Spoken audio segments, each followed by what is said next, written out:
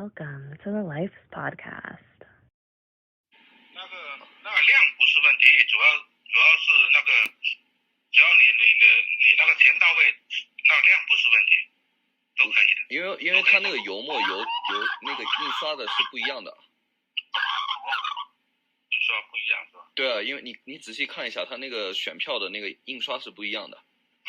那个没关系，我会看着那个图片来做这边。然后到时候你们这边发物流的话怎么发？因为我这边订的话就是大量的订这样子。大量订那个发物流的话，一般好像也要好几天哦，物流比较慢。发国际可以吗？我看一下，发国际好像也是走物流啊。可以走是吧？你这边费用的话多少钱打印一张？我这边现在叫人给你转。那个跟上次一样啊。OK， 好，我知道了。你再把二维码发我一遍，谢谢。然后那个还欠一点那个。知道。给我。OK， 好。All right, here we go. Ladies and gentlemen, welcome to the Life's Podcast. Once again, of course, this is CJ. And today, obviously, the topic is going to be very crucial. We're talking about something that has impacted not just the United States, but the entire world. And, throughout 2020, there's obviously been a huge debacle about, this virus, the coronavirus, and where it came from, and, blaming people whose fault it is and whatnot. And so, I do have a guest today that is from China. And I feel like, him discussing his own version of what's going on in China and whatnot, and, what he sees in the media will obviously help out. So, also, this is a very close colleague of mine. I've known him pretty much since 18 years old, so about like 10 years now. So it's crazy that, we're still linked up and whatnot. But with that said, my guest today is Eddie. Good day. How are you, my man? I'm good, man. Yes. My man, you are currently in China. You've been in China for a minute now. Yep. I've been here for 7 years now. About 7 years, 7 years. Dude, it's been 7 years, 6, 7 years, huh? Yeah, man. It's scary, man. Time flies, man. I don't like thinking about it, but yeah, it's been 6, 7 years. That's crazy. So, yeah. Again, like, obviously the pandemic has affected you as well. And I think you have some things to say, or just an experience that, the American viewers don't have. So I think this is going to be crucial to get your input. And we're going to go ahead and crack this out, man. So just to kind of start off with your ethnicity and whatnot, because, you can pass off as just about anything, man. You can pass off as Filipino, pass off as Mexican, you pass off as a lot of things. But go ahead and explain like your family background, man, and your ethnicity and whatnot. Okay. Well, I was born in Taiwan, and when I was about 12 years old, I moved to the U.S. All right. Well, my dad is American, and my mom is Chinese. So I'm 50, half American, half Chinese. Yeah. So, yeah. Okay. So you're obviously, mixed, and your father's obviously white American. You were born in Taiwan. How did your parents meet exactly? Yeah. So my dad and my mom met when my dad went to Georgetown. And he double majored in business and Chinese. And during a travel abroad program in one of his semesters, he went to Taiwan and met my mom in Taiwan. My mom was in Taiwan at the time, and that's how they met. So yeah, I was actually born in Taiwan, and my dad eventually started a business in Taiwan, and went from there. Yeah, I do recall, you mentioned your dad's very successful, man, in business and whatnot.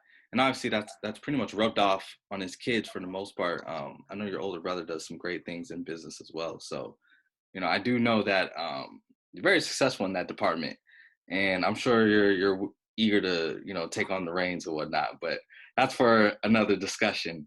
Yeah. So you come to America again at what age? I was 12. 12. Fourth grade. Okay. Fourth grade. So yeah. Fourth grade? Yeah. That's like 8 years old. Like 9 years old. Okay, yeah, edit that. That's like 8. Yeah, okay. I gotta keep all this in here because, dude, this is classic Eddie. Okay. All right. But so are you sure this is fourth grade? Fourth grade, man. I remember leaving third grade. It's fourth grade. Okay. And so it was leaving third grade. I was going into my fourth grade. I was in Arizona at the time, and that was like a culture shock, culture change. Obviously, still really young at the time. I did go to an international American school in Taiwan, so I could speak English, but just the culture change.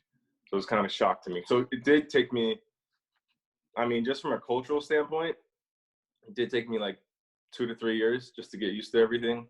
In terms of socially, with growing up and everything, that took a few years. Yeah. Okay. And then, obviously you went to Army Navy Academy. Eventually, I think you did go to a public school for a little bit, but you ended up graduating from Army Navy in Carlsbad, California. Exactly, yeah, that was my junior and senior year in high school. I went to Army Navy Academy in Carlsbad, San Diego. Okay. And then, dude, this is pretty much the next thing where we met.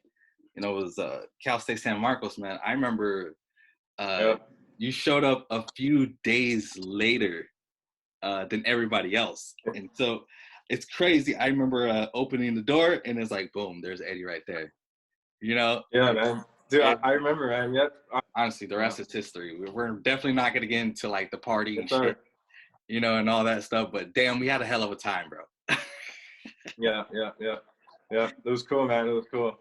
Definitely. And then, all of a sudden, I think it was the third year where, dude, you come up to your roommates. I think it was just Kevin and I at this point. And, you pretty much like break this news to us of like, yo, I'm going to China.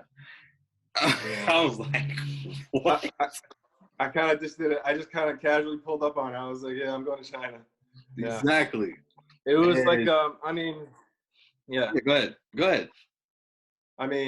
It was kind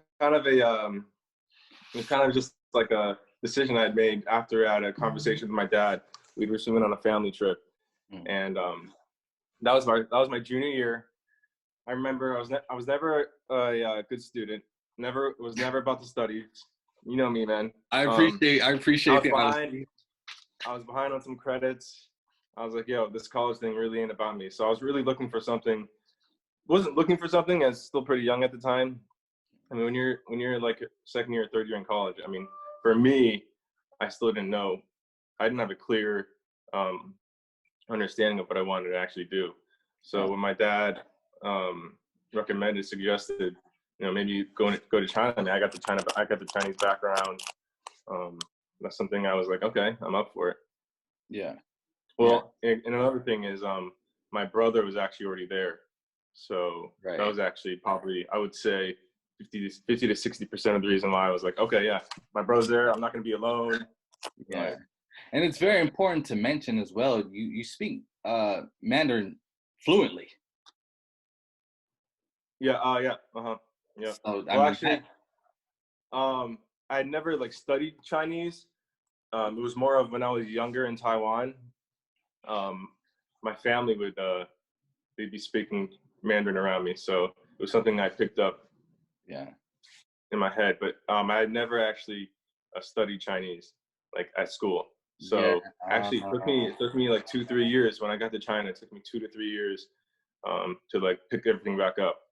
And to this day, I'm still not that proficient at Chinese, man. I'm fluent. Yeah. But like Yeah. some of the harder business terms, some of these other terms that are a little more difficult, because everything's memorization for me.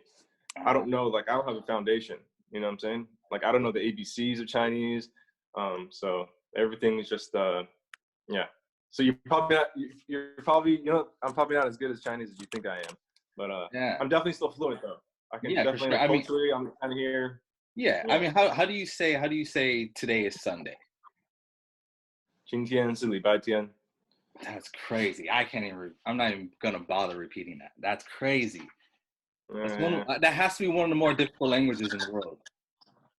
From what I've heard, man, I mean, I've been fortunate enough to, you know, have like a rough foundation of Chinese, but from what I've heard, yeah, it's really difficult to pick up. And that's something I wish I had at Cal State San Marcos, man. I wish they had a Chinese class. They only had like, from what I remember, like Spanish, German. Like, dude, if they had Chinese, bro, in high school, all I did was Spanish, man. I would have done Chinese the whole time. That's crazy. You know, you're right. They did not have Chinese. I remember that because I remember you talking about that. Like, why isn't there Chinese? And there was a good, you know, Asian population at the school. But just kind of moving forward, man, you know, that last week of being in the US, I remember it clearly. I was nervous for you. So I'm like, damn, man, how were you feeling like that last week? And you're like, dude, I'm going to a completely different country, completely different government, like all that. Yeah, that was crazy. I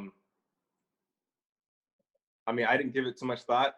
At the time, I was still not very aware of the current situation. But man, I was just prepared to drop everything from the U.S., man. Just drop everything and just 100% commit to China. Yeah. Because at that point, man, if you're going to China, dude, if you're going to a foreign country, and for me at the time, thinking it was long term, I'm just selling everything I got, everything I don't need, I'm getting rid of, and I'm getting ready. But at the time, man, I didn't give it too much thought. Yeah. I was more like focused on like, what am I going to do out there once I get there, career-wise, you know? Yeah. And so, boom, man, I remember dropping you off at the airport. Actually, it was Kevin. I think Kevin was riding. He was driving. And bro, we just dropped you off. I think San Diego Airport. The homies came with, man. Yep. Yeah. Yeah, we just dropped you off, man. It was like, yo, farewell. What city did you end up going to? Are you still in the same city that you first resided in when you got there? No. Okay. What city was that?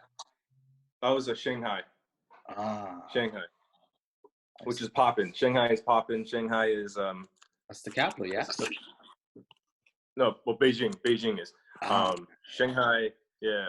Shanghai is really, it's a lot more Western, a lot of bars, a lot of restaurants. Honestly, looking back at it now, like I wish I was still there, because that's honestly the best city to be at for sure in China. Like if I were to recommend any of you guys to come out to China and visit, I'd be like, yo, Shanghai. Shanghai. Wow. Yeah, Shanghai's got the nightlife. It's got Shanghai's not bad. Okay. And what was that like, man? Explain that culture shock of like, oh man, here I am in China. Like, what was that like? Yeah, I remember my brother picking me up from the airport. He was waiting for me. Just completely different. Just obviously the people. Yeah. You're not gonna see that many foreign. It's gonna be a majority Chinese people when you're walking around. I remember getting out of the airport. First thing you hear is just cars, their horns. Yeah. Everyone honks their horns. It's not like in the U.S. where, I mean, when you honk your horn in the U.S., man, you better have a reason. You know what I'm saying? But here it's like you honk your horn for like the smallest stuff, like you know what I'm saying? They just honk. They're like, honk. Speed up or something, honk. I get it. So I mean, that's the culture shock, was the honking. The honking, yeah, the honking was big. I mean, being like a little bit familiar with, from what I remember from being back in Taiwan, like it was a culture shock, but it wasn't that bad. Okay. Like, I mean, I grew up in Taiwan when I was young, so I was around, you know, I'm kind of a little bit used to the Asian culture, seeing Asian faces, you know. And speaking the language. pretty well. Speaking the language, obviously having a little bit of background. Yeah. I get you, man. So, you know, when it comes to China, man, and at least in the United States, I would say the perception is like the differences of the government, right? And I think people would appreciate if you can kind of explain like what are some of the major differences between living in a democracy, like the US so-called democracy, and then, you know, living in communist China. Like what are some of the bigger differences? Man, freedom of speech for one, man. The monetization. You feel like you're getting monitored here. It's like you feel like the big brother's someone's got an eye on you the whole time. You know what I mean? You well, obviously the freedom, right? When you're in the USA, you feel like you have complete freedom. When you're in China, like it's not. You're still you, man. But it's just like you have this gray area in your head. It's like somebody's watching you. Like you have to watch what you do, you know, because it's really under surveillance. And I mean, for example, like WeChat. China uses WeChat, which is pretty much the American version of Facebook. I remember that. And like that's monitored. Like what you say on WeChat, the government, if they see something that is threatening the government, they'll crack down on it. I see. They will crack down on it. It's actually been more strict the last about 5 years. It's gotten more strict. Wow. I mean, I'll be fair, man. Here in the United States, it's not so much different.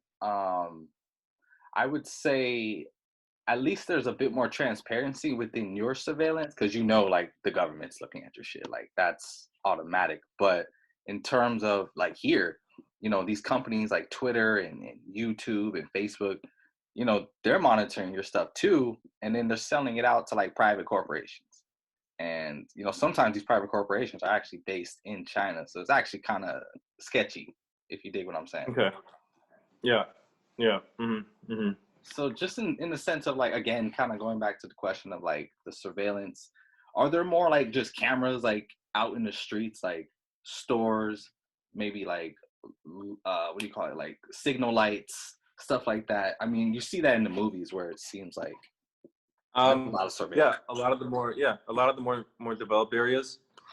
Obviously, not all of China is fully developed. You know, a lot of the places are underdeveloped, and you got hole in the wall stores and stuff where not as much surveillance is going to be going on there. But if you're in like Beijing, the capital of China, you're in Shanghai, Chongqing, Chengdu, any of the big cities, definitely a lot of more surveillance, especially when you're driving. There's a lot of cameras when you're driving. Lots of cameras. I don't know the exact number, but there's a lot. Yeah. Like a million of cameras around the road. Yeah. Yeah, I mean, I think just based off of your expression, bro, I can sense like, yes, they are certainly watching you. But I don't want to give the perception like America is just this great thing where you're not being watched either. It's picking up here. Like you said, probably in the last 5 years. Like it's been picking up drastically. So, you know, I think both countries are in a similar path in a very strange way. But you know, with that said, I'm kind of interested to know like what's on television. Like, do you get the usual U.S. channels, or is it what's on television out there? I don't watch TV. Good. No TV, man. Good. No TV. Good. If I'm gonna be kicking back, I'm watching American TV shows, movies, kicking back on vids, video games. I don't watch I don't keep an eye on Chinese media too much. It's mostly American, USA media. Yeah. Obviously, if something big happens here, I'll look into it. I'll ask around, but sure. Stay out of that for the most part. I mean, that's pretty much where like the next segue was. So I think you were kind of on point there.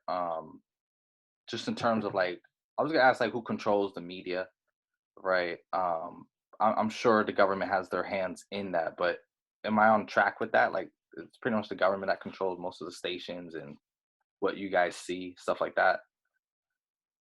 Man, that's kind of more of a gray area. I mean, I feel like that's true. to a certain extent. Like, for example, man, if we're going to talk the coronavirus, man, as an American, I feel like they have the right, or they are going to, brainwash if they have to. I mean, they are going to say whatever they can to make them look like the good guys. Yeah. You know what I mean? Yeah. That's just from my view. Yeah. No, man. I think, man, you keep segueing very well into, my next topic. And really quickly, I wanted to explain something. So in 2018, I moved to San Francisco to go obtain my master's. And, almost immediately, I noticed that, I lived in the outer Richmond district. So basically, this is a community you would actually feel quite comfortable in because it's heavily Chinese based, like specifically Chinese, not Asian, but Chinese.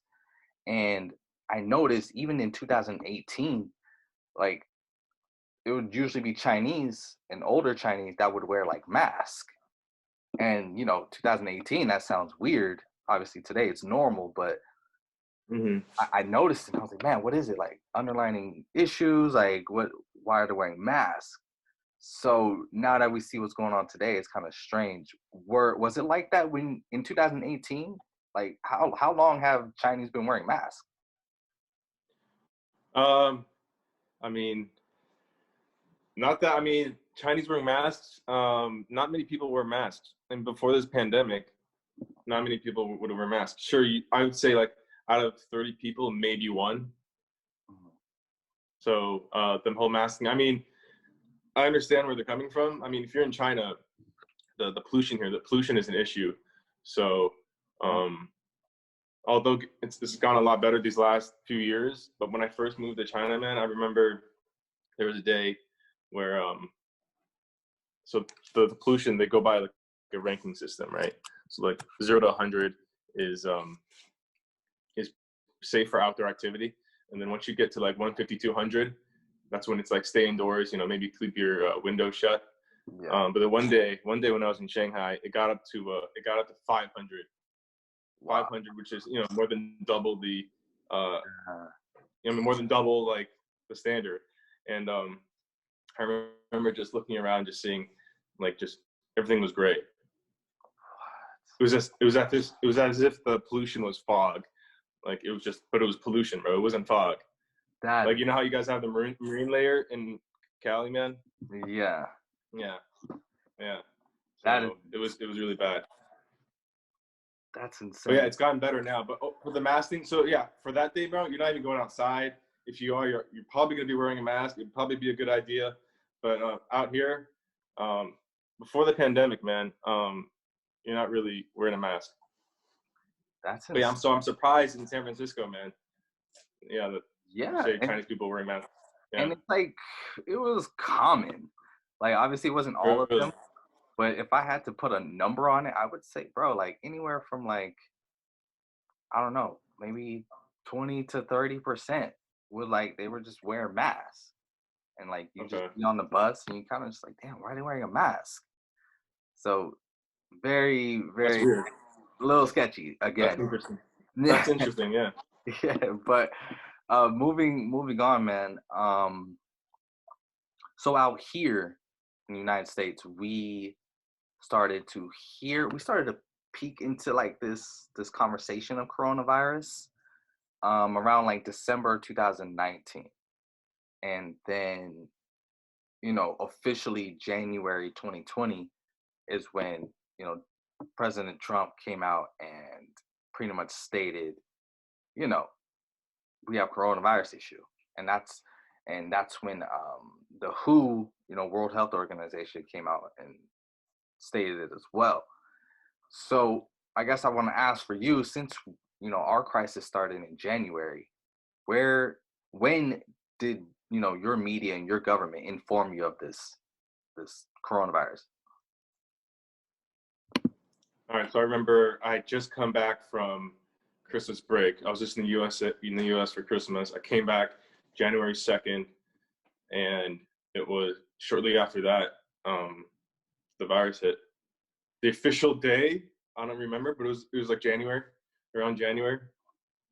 Okay, dude. Our media was like directly pretty much saying like this was from I think you pronounce it Wuhan, China. Yeah. That's what our media was saying, like this is where it started and stuff like that.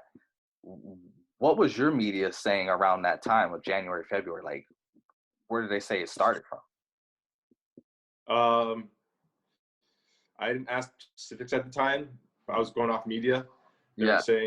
were just saying, like even the locals were like, yeah, it came from a Wuhan, like a seafood market where they sell a lot of exotic reptiles and animals. Yeah. So that was the word around here. At the time, my girlfriend was here. I was living with my girlfriend, and that's what she was believing too. And I was getting most of my information from her. Yeah. Okay. All right. So I mean, the direct source seemed to be similar in that point then. I mean, Yeah.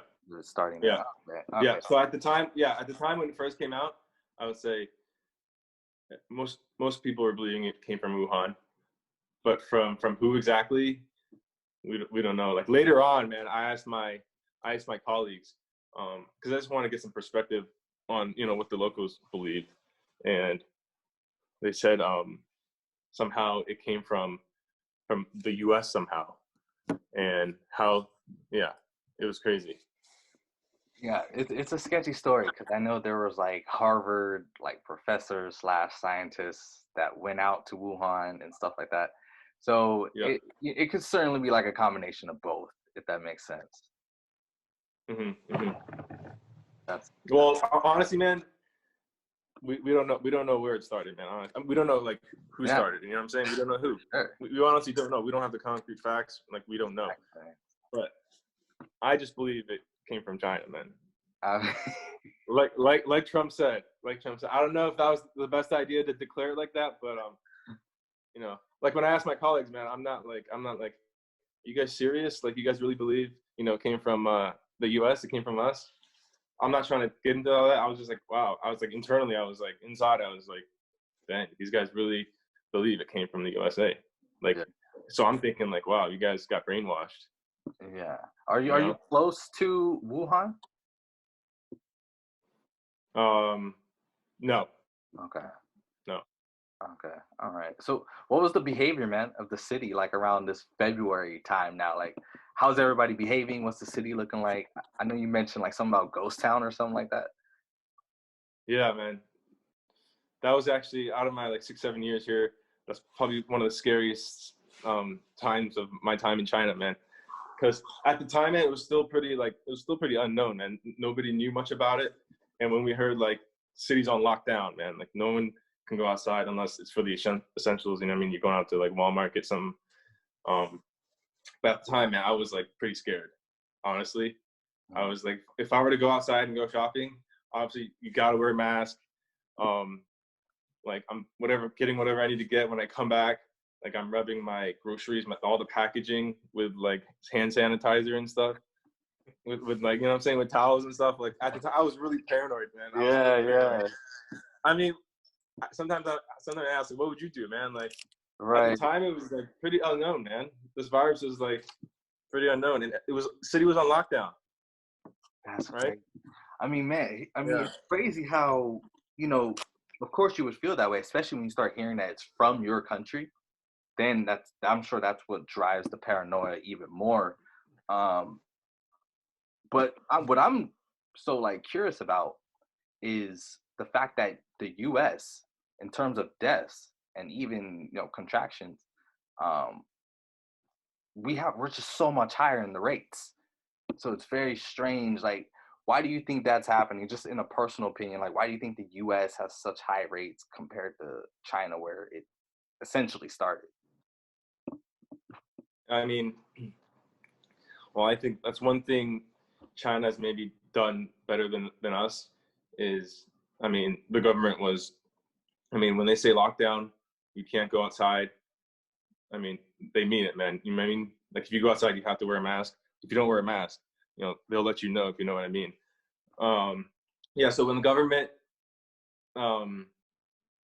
says something out here, and if it's lockdown, people are going on lockdown. Like Wuhan, where there was the most cases in China, they had to, they could not go outside. They had special forces of like delivery men. Like they'd have to transport food for everybody in the city. Like they couldn't go outside. Wow. Like actual lockdown. Like they couldn't go outside for anything. The people in Wuhan. So yeah, that was for real lockdown. But comparing it to the U.S., man, I mean, it's just, I mean, you have the right to go, you have the right to go outside. You have the right to wear a mask. You don't have to wear a mask. But you can, you know what I'm saying? Yeah, no, I think that's just the difference. I think you nailed it. I think that's a good point. There were certainly parts in the U.S. where people were like, whatever. There's like not wearing masks, blah, blah, blah. And, some good reasons, some bad reasons.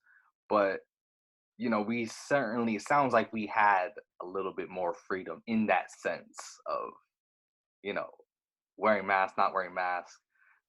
And that's, kind of stuff. But I guess kind of going back to talking about the media, and I know you don't watch much TV, but what's the overall perception of Donald Trump in China? Like, what do people think about Donald Trump when that name comes up? The Chinese people in China do not like Trump. Majority of them do not like Trump.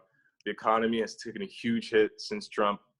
It actually got to a point where it's like you don't want to like show you're an American out here. It's best to not, you know what I mean? Like, if you have an iPhone case that has the flag, other Chinese people see that, man, they'd be like, yo, this guy's American. Like, Trump has really messed up the economy here.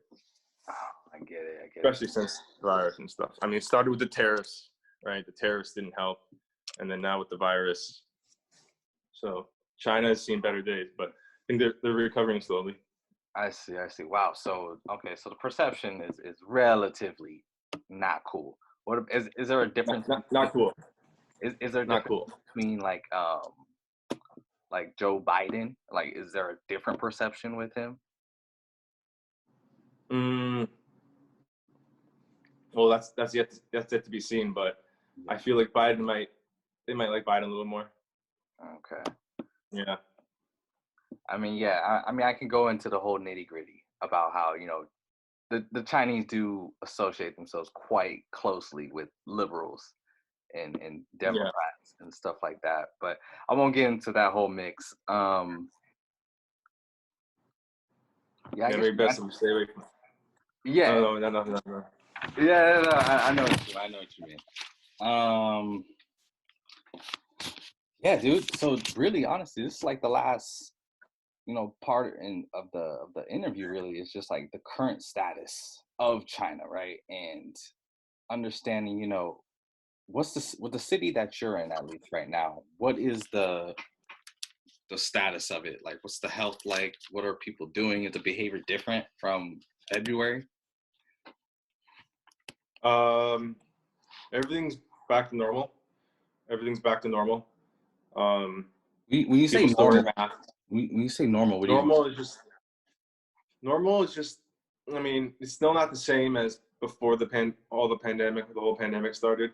But I mean, you still got people wearing masks. I would say where I am, which is a small city, with not many like regulations and actual laws. It's kind of a gray area.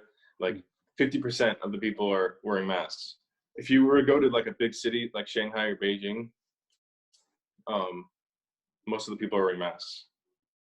Like it's mandatory. It's still mandatory. But where I am, it's like 50-50. But yeah, everything's back to normal, man. It's just it's funny you bring that up because I remember like during when the pandemic was hit pretty hard here, I wasn't going outside much, and if I were to go outside, man, I would just be really paranoid. Like if someone were to sneeze or cough, I'd be like, "Yo, where'd that come from?" You know what I mean? It was the same thing. Everything you could say is back to normal, but I mean, this pandemic, man, it's been crazy. It's affected the whole world. That's insane that you kind of say it's decently normal because currently in the United States, and we're talking December 2020. So this is what I think the date is. What, the 5th today? December 5th. December 6th over there. But It's not so normal over here, bro. Los Angeles County is on complete lockdown. I'm sure some other cities as well. So we're still taking it pretty hard here. The cases essentially are still going up. It's like it doesn't matter what we do, whether we stay in, wear a mask or whatever. Like the cases just seem to go up, and there's a whole like conspiracy with the tests and the tests being like fraudulent. But it is what it is. I don't have enough information to speak on that. But right now there's heavy talks right now with like vaccines and stuff in the United States. What's the talk over there with like vaccinations and all that? Probably similar to the U.S. I think it's still under trial for now. It's under trial. There's some people who volunteered to do the vaccine early. Yeah. Okay. So it's coming about. The talks are there. It's coming about. Yeah.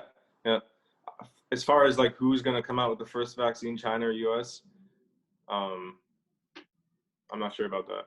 Yeah, and pretty much given, bro, what we've kind of already talked about. I mean, the next question was like, whether your government will pretty much give you an option to take the vaccine or not. What do you think based off, the status over there? Like, do you think you'll have much of a choice? I'm not sure if they can force you to take a shot. Personally, I'm probably not going to. If I was in the USA, that may be different. I don't know, but I don't think I'm going to do the vaccine out here, and they wouldn't make you. I don't think. I mean, I'm not sure about that. Maybe they will. Yeah, it's interesting because I'm reading about like these vaccination talks, and supposedly this vaccination that they're coming out with is a little different than any of the vaccinations in the past, to where I'm not a doctor, so I'm not going to go over the whole gist of it, but it's really supposed to, modify your DNA, supposed to, do some strange things to your body that your body's not accustomed to. Like I said, I'm not a doctor, so I'm not going to go all the way into it, but, we'll see where that lies, bro. But I think that was crucial information, bro. I think it was great. I did have some questions that were like a little bit off point. And I guess I can ask it just in the sense of, because I'm reading a book right now. It's called, Policing Sexuality. And it talks about a lot of the like, underage, sex trafficking going on and whatnot. And I was reading a specific part. I was reading about how, Chinese would bring underage women in San Francisco. And, they would obviously do the human trafficking, stuff like that. Is there any kind of like information that you guys hear about that? Like, do you know if it goes on in China where you're at or another popular city? Like what do you know about that? So as far as in China or as far as? Just in terms of like China, just what's going on with the human sex trafficking out there, if you know anything. I mean, back when I first moved to Shanghai, I mean, I'll be straight up with you guys. It was pretty common to see like shops disguised as, massage spots, you know what I mean? But then you go inside, you get a massage, you know what I mean? You can get your happy ending, whatever you call it. That was really common. But now I would say 3 to 4 years, the government's really cracked down on it, and there are a lot less some of that stuff going on, the prostitution and all that. If that's what you're referring to, if that's what you're asking. Yeah, essentially. I mean, it was the same in San Francisco, man, where they did have these parlors where they get down like that, So it seems to be a history, man, because this book is, it stems from like the 19th century, so like the 1800s, and so. Yeah, I was surprised by that. Yeah. I actually had a buddy who lived in Huntington Beach in Newport, and he would tell me once in a while, like, oh, there's massage spots within inside. There's these Chinese women. You know what I'm saying? Yeah. So I get you. Yeah. I get you. And really, dude, just the last like question. I who knows if I'm even gonna keep this shit in, but the porn industry in China, is that something that's regulated by the government, or is it still, you know, you guys have a lot of access to that? So for pornography, porn is not allowed here. It's not allowed here. Really? Not allowed here. So I don't know how these guys, you know what I'm saying? This explains why you have a girlfriend now. I get it. I mean, well, my man, Eddie. VPN is a must, bro. Yeah, VPN is a must out here. Yeah. Well, my man, thank you again. I think some of that information was crucial. You know, you definitely gave some insight that Americans are just not aware of. So, you know, we appreciate it, bro. I know, you know, we'll have future discussions about whatever topic will come up next, because I feel like this Chinese American feud will never essentially end, you know? Yeah. I mean, thank you for having me. All right, bro. Well, you know, I appreciate it. And to the audience, peace. Be good.